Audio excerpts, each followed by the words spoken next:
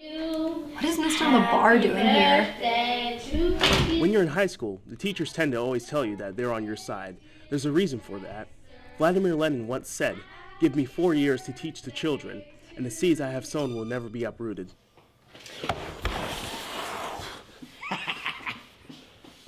I'm not saying that Mr. LeBar is Vladimir Lenin, but I've never seen Mr. LeBar and Vladimir Lenin in the same room. Look, you know he's just gonna send us to the office if we go back to school. We should just crash a wedding, like Owen Wilson. Who has a wedding on a Monday? Owen Wilson.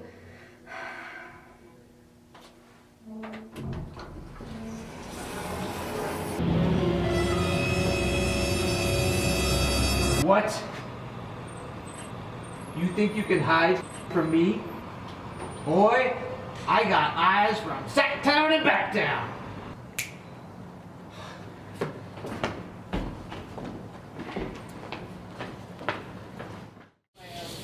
Your dad?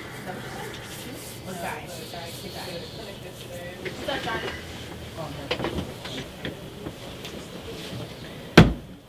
I know it was you. And it's gonna be lights out for you and your little friend here when I prove it. In fact, I'm gonna blow out all your wishes when it's time.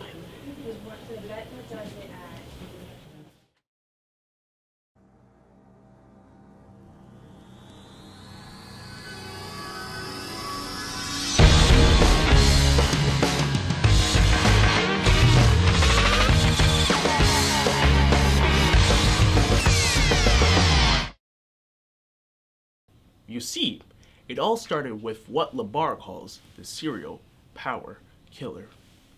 You all remember the squirrel that killed the power last year? Yeah.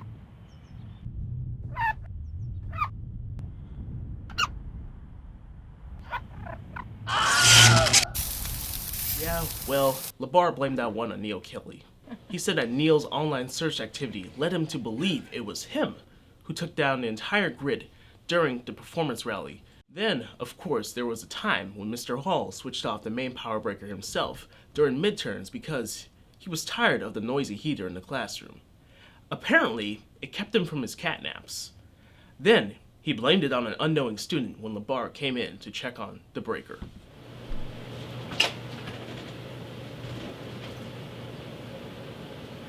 Hall? Huh? Who cut the power to the main breaker? What? What? Huh? What?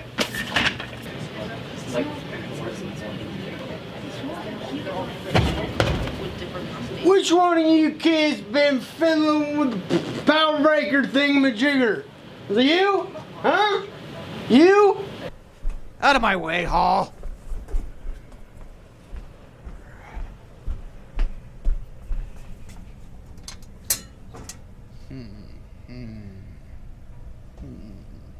Meanwhile, students in J226 were losing their final drafts of their English essays.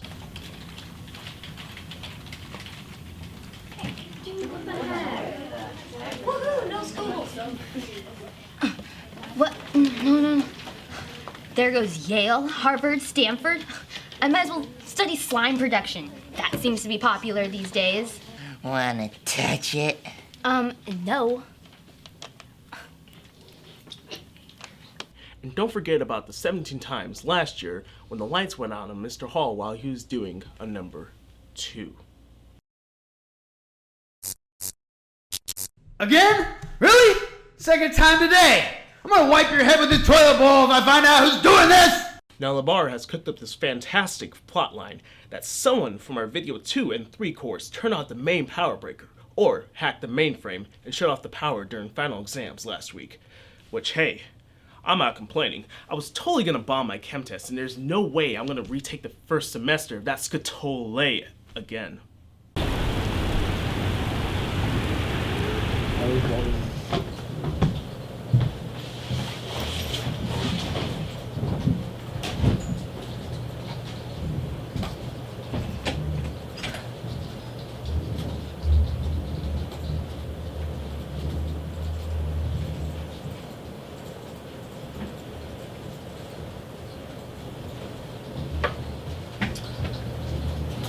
Alrighty, you guys. Time to see if you've been picking up what I've been putting down. Drinking the old Kool-Aid. In other words, if you've acquired any knowledge in that there brains of yours, it's time for your final exams.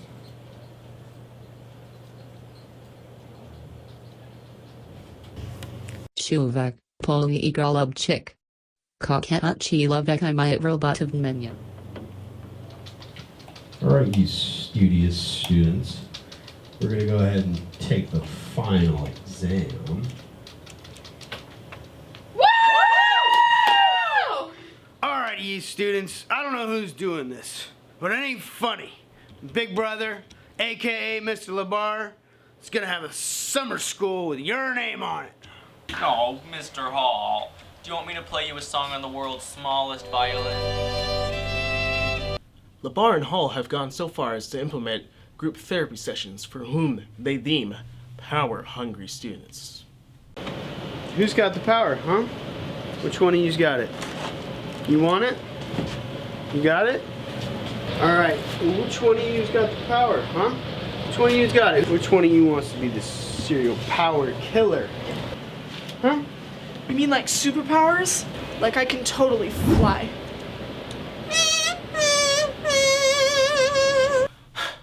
What a joke. And I think LeBar is trying to pull some kind of sting operation in the classroom by setting up a hidden camera in the ventilation system, which he attempts to check on inconspicuously. But he's just not that sly.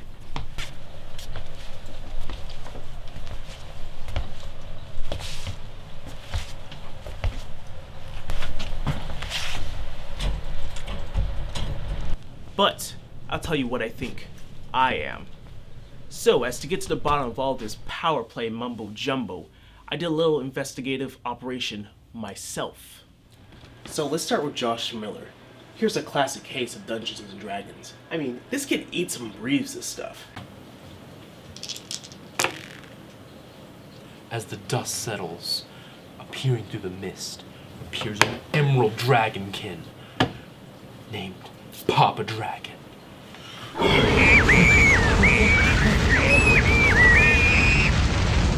Who's your Papa Dragon now? Now Josh is a smart dude, perfectly capable of taking down an entire grid if he wanted to, but in my opinion, he wouldn't waste his time. I mean, he's too busy hanging out with his dragon nerds to even worry about grades. And he tends to be more of a teacher's pet than a rebel. Besides, at 8:13 a.m. on December 13th, when the power went out that morning, Josh was on a bus from Magalia to Chico, but it was running 13 minutes late. How do I know this? I don't know, Chris. Well, could you check? I guess. Yeah. Could you, tell me how late? No? I'll babysit for you next Saturday night while you watch a movie. Complimentary of yours truly. 13 minutes and 37 seconds. Is there anything else I can help you with, Mr. Schaeffer?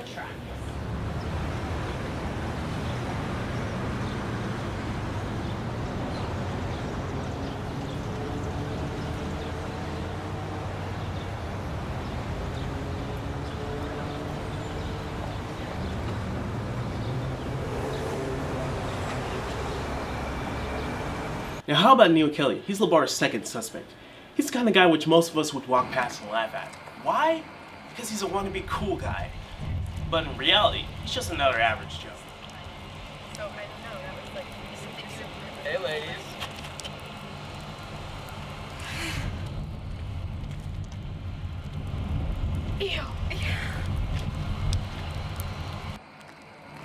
Now Neill here, he's had a couple of run-ins with our administration, leading me to believe that he might have motive.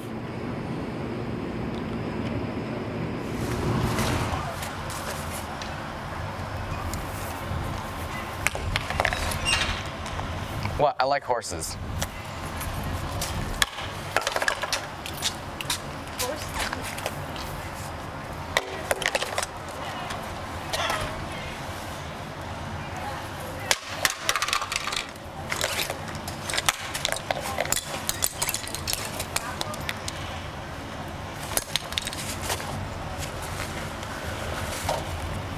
My little sister. She put it in there.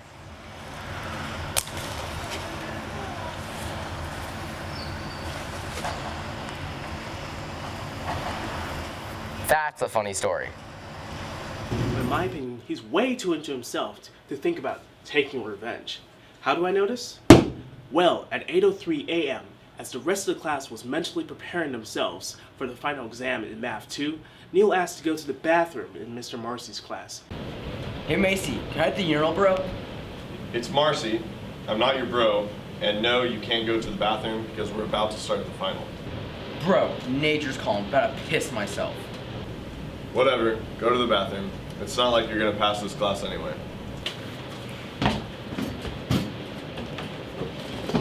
I'm a model, you know what I mean, and I do my little turn on the catwalk. Yeah, on the... Now, before we go on, I have to eliminate all the previous suspects who I determined are innocent, which are Josh and Neill. I personally think there are some students who don't fit this kind of tomfoolery. These students are Madisyn Williams and Hannah Schaeffer, who, by the way, has no relation to me. Now, Hannah is fairly new to the school and doesn't have any history of juvenile delinquency. Now, you may be wondering, how do I know this? Well, I just so happened to be talking to Mrs. Daly, our registrar, about dropping a class when she pulled my file and Hannah's accidentally.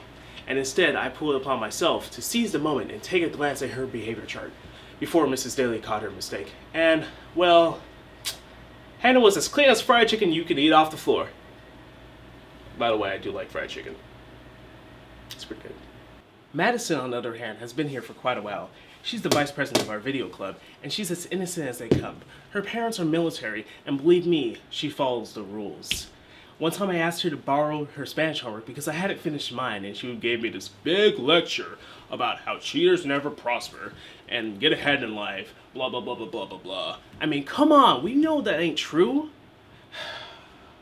Oh, Sabrina's not even in this class, so I don't know why I have her up there. To cover the whereabouts and technological know-how of these last few suspects, I'm going to be calling in a good friend of mine's and expert witness, MeritGrace Schmid. Oh, that's her calling right now. Hi, MeritGrace. How's it going? What's that? You're inviting me to your uncle's studio? To work on the suspects? That's awesome. I'll be right over right now. You guys sit tight.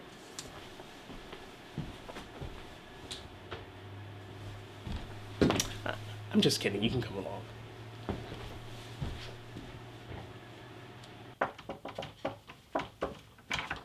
What's the password? Seth Rogen's beard. Welcome. Thanks.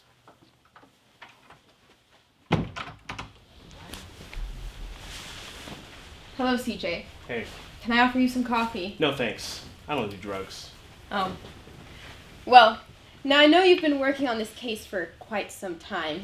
Can you give me a quick rundown as to what you know and who you think may be involved in this so-called serial power killer prank? Sure thing. I started off with Mr. Miller and found that a late bus route and lack of technology prevented him from being a suspect. Next, I went with cool guy Neill Kelly, and his Snapchat addiction leaves him to have an alibi. Next, I went with Hannah Schaeffer, and the fact that she's a new student gives her a lack of motive. Next, I went with Madisyn Williams, and because she's a goody two-shoes, she wouldn't do anything involved with crime or whatnot. And Sabrina is just here for symmetry.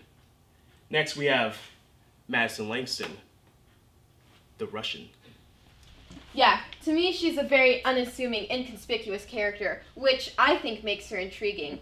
She doesn't say much, she sits by herself and hides behind her computer screen in class, but she always seems to be doing something she doesn't want you to know about. One time I walked by her desk and she was on the NSA website looking up how to bury a dead body.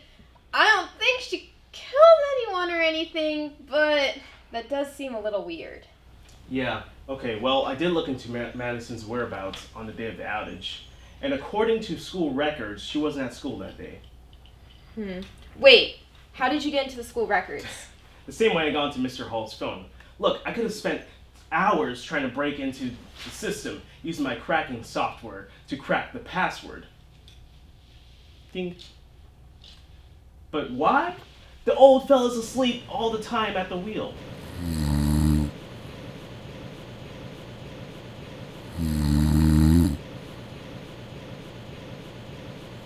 I just waited for him to take one of those 10-minute cat naps and did a little digging into the student database. What'd you find? Madisyn escaped from a Gulag prison camp after her parents were murdered.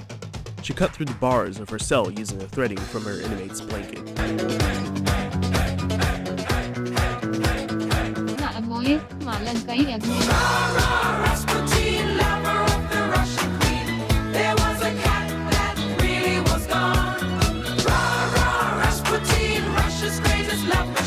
Once out, she ran to the ocean and swam to America. What? Bombshell? She might be the one. Yeah, well, tough life. But where's the motive? Why would she kill the power? She's quiet, sticks to herself, and has straight A's. Yeah, if she's in the witness protection program, wouldn't she want to lay low? I don't really see the connection either, I suppose. Okay, well, I guess we're good with crossing her off the list. I guess up next is admin's perp number 1, Dexter Pullybank.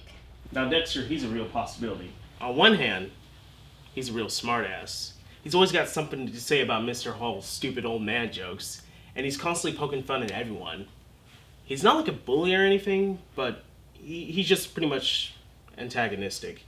And admin are on him like Flies on a ship.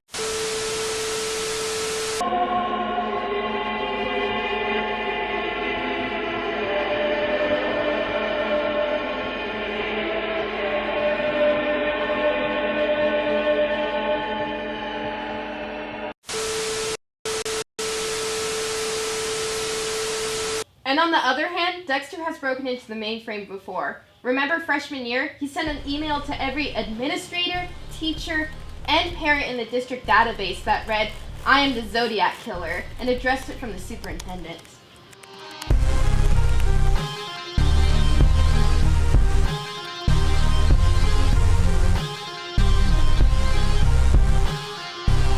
Prankster, but he could be our guy. Yeah, maybe, though there's a hole in that theory. On the day of the outage, Dexter was in U.S. history class with my friend Sam, and Dexter was the first to give his final presentation, which lasted roughly about 10 minutes. Sam said he remembers because he was late to class. Hi, Lisa. I'm late again. Why are you late this time? I mean, like, Trump trying to deport my dog, apparently, so, you know, It's pretty awful. gotta support the dogs in the world. Oh yeah. Have a good day. Happy Friday. Happy Friday. And Dexter was just finishing up on his presentation on the oppression of midgets in the zombie world. And that is why we need to stick up for midgets in the upcoming zombie apocalypse. Any questions? Yes. I must have missed the unit on midgets and zombies. What does this have to do with World War II?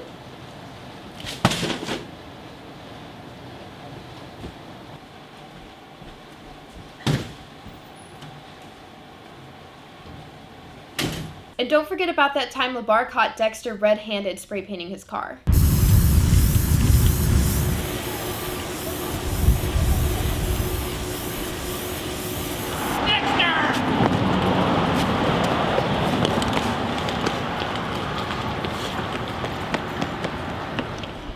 And he has no respect for the law. He once tripped over evidence from a murder scene. Yeah, that's pretty much just a smoking gun. Dexter's our serial power killer. Hold up. This is all just circumstantial evidence. We don't have any real proof. And once again, at the time of the power kill, Dexter was on a midget crusade in Mrs. Travis' room. And he's really not that tech savvy. Yeah, you're right. We're in the second semester and every day he still asks me, how do I save my videos to the K drive? So, where does that leave us? Well, I haven't looked into your whereabouts yet. It's time to interrogate you. Whoa, okay, hey, what about yourself? Why don't you make this easy on both of us? Tell me what I need to know. Where were you on the day of the outage? Can you get that light out of my face? No, it's what detectives do. MeritGrace Schmid, where were you on the day of the outage? Chris, don't be an idiot. I was sitting right behind you in video 3. Oh, how convenient for you to be sitting in class with me, the lead investigator for this heinous crime. Now suppose you want to use me as an alibi. Cut the crap, Sherlock. This isn't the CSI, and you're no Gary Dordan. I have leads. And let's get real here, Chris. You have no crucial evidence about this case, do you? Well, lucky for you, I've been doing some investigation of my own, and I came across this crucial piece of evidence. Here, come take a look. I found this in the student K drive under the folder #SquirrelNation. But Master Lamar, we already lost an operative this year. Look here, you little nutcracker. I paid you a year's worth of nuts for a year's worth of power outages. And I don't care how many we have to fry from your furry squirrel nation. If I don't make my behavior quota for the year, I won't have any more reason to crash any more birthdays. And if I can't crash any more birthdays, then I'm gonna have to switch to funerals. And in that case, I might as well start with yours. Sorry, Master Lamar. At 8:13 a.m. sharp, we'll engage in Operation Power Play. Well, I guess it's time to... Take Labar down! FBI, we're looking for Dan Labar. Mr. Labar, I'm Special Agent Bud Walster. You're under arrest for tampering with the electrical grid, collusion with the Squirrel Nation, and robbing children of their birthday wishes. It was Hall! He set me up! I mean, this whole story, it's scripted. You know, it's for that video class he's making. I mean, you gotta believe me. Yeah, right. You think Mr. Hall, a teacher who gives animal crackers to children when they're hungry, would do something like that? You're a gosh darn liar, Mr. Labar. A gosh darn liar! Hey! Hey! We're so sorry, Mr. Labar, about this, but you're just gonna have to go to jail. Don't worry, you're innocent until proven guilty, but we're just gonna have to take you to lock up a little bit, alright? You're gonna become a super senior in the state penitentiary. No. Roman. I like him better. Come on, you're coming with us. We're so sorry, sir. Colluding with squirrels, Labar. The only time I mess with squirrels is when I run them over with my car. I can't believe you. Come on.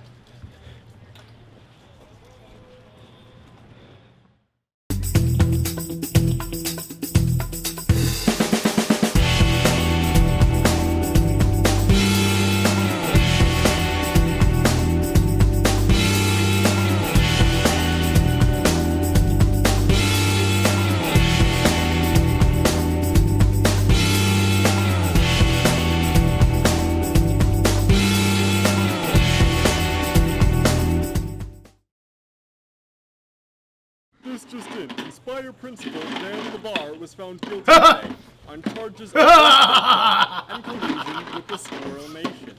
He confessed to these crimes after being interrogated for 3 days in Room 101. He has been sentenced to life in a shelter, which is not technically the death penalty, but kind of. He has requested a last meal of stale wheat thins and a stew made from the last living African buffalo. Good stuff. Good stuff. I'm here today with our star of I the can show, eat Dan these things. Labar. They're disgusting. Jumped into a shark tank where of his life. He has said, quote, I may be going down, but I am taking the entire African buffalo species with me, I'm end sorry. quote. Oh, my job's done.